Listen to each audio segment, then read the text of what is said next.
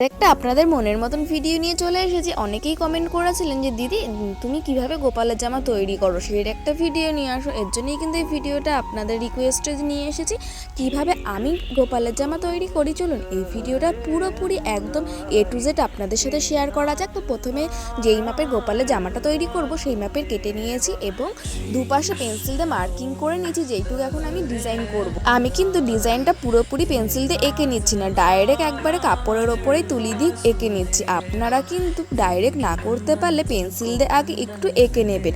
যেহেতু প্রথম যারা তৈরি করছেন তারা যদি একবারে করতে চান তাহলে কিন্তু ভুলভ্রান্তি হতেই পারে। তার সুবিধার্থেই বলছি আপনারা কিন্তু পেন্সিল দিয়ে প্রথমে ডিজাইনটা এঁকে নেবেন। আমার যেহেতু করতে করতে অভ্যাস হয়ে গেছে, আমি আর পেন্সিল দিয়ে এঁকে নিইনি, শুধু দুপাশে ডিজাইনটা যেইটুক হবে সেইটুকটা মার্কিং করে নিয়েছি।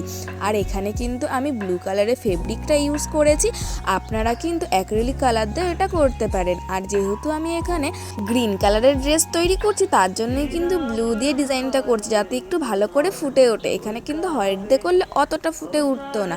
আর এটা কিন্তু পুরোপুরি কাস্টমারেরই ডিমান্ড ছিল।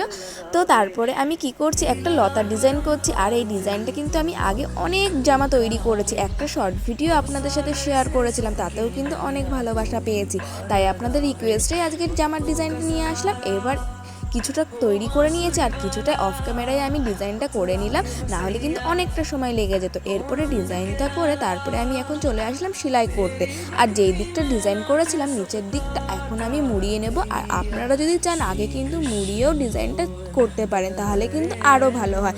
যেহেতু আমার কাছে সময় ছিল না যে সেলাই করে তারপরে ডিজাইন করা, এর জন্য কিন্তু আমি আগে ডিজাইন করে 1 বিঘের মতন ছেড়ে দিয়েছিলাম, যাতে পরে সেলাই দিতে পারি। পরে মাজার মাপটা নিয়ে নিচ্ছি, এখন আমি কুচি প্যাটার্নটা করে নেব। আর মাজার মাপটা যেহেতু একটু ছোট আছে আর আমার কাপড়টা যেহেতু অনেকটাই বড় আছে, তাই কিন্তু একদম গায়ে গায়ে কুচির প্যাটার্নটা করতে হবে, যাতে দেখতেও সুন্দর লাগে আর গোপালজিকে পরে যেন আরও কিউট লাগে।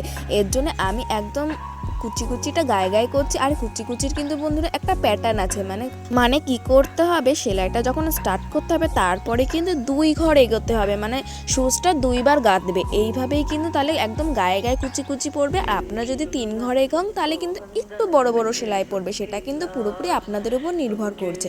তারপরে আমার নিচের যে মিডিল সাইডটা হবে ওটা পুরো রেডি করে নিলাম। এবার ওপরে একটা দড়ি লাগিয়ে নিতে হবে, জামা যে বাঁধবে কি দিয়ে সেটা তো তৈরি করতে হবে, নাকি শুধু ঘাগরাটা পরাতে হবে, একদমই না। তার জন্য কিন্তু ঘাগরাটা সেট করব। এর জন্য সোজা দিক দিয়ে কাপড়টা প্রথমে লাগিয়ে নিচ্ছি, তারপরে এটা উল্টে দেবো, তাহলেই কিন্তু দেখবেন সুন্দর করে লেগে গেছে। তো প্রথমে কিন্তু সোজা দিকে লাগিয়ে নিচ্ছি, বারবার করে বলছি সোজা দিকে প্রথমে লাগিয়ে নিতে হবে, তারপরে মুড়িয়ে উল্টো দিকে নিয়ে যেতে হবে।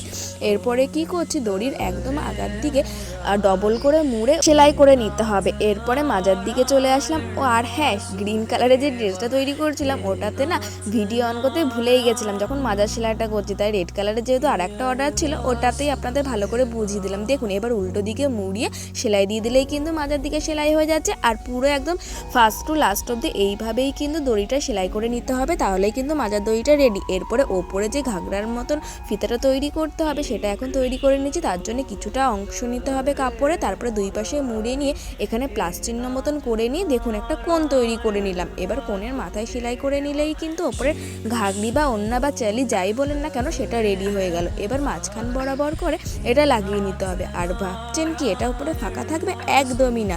এর উপরে কিন্তু আবার ফেব্রিক দিয়ে ডিজাইন করব, কিন্তু ডিজাইন করার আগে কিন্তু আপনাদের সেলাই করে নিতে হবে, না হলে কিন্তু বুঝতে পারবেন না যে কত দূর আপনাদের ডিজাইন করতে হবে। এর জন্য ভালো করে এখানে সেলাই করে নিলাম। আর যেহেতু আমার আজকে 2টো অর্ডার ছিল তাই 2টো ড্রেসই তৈরি করে নিয়েছি।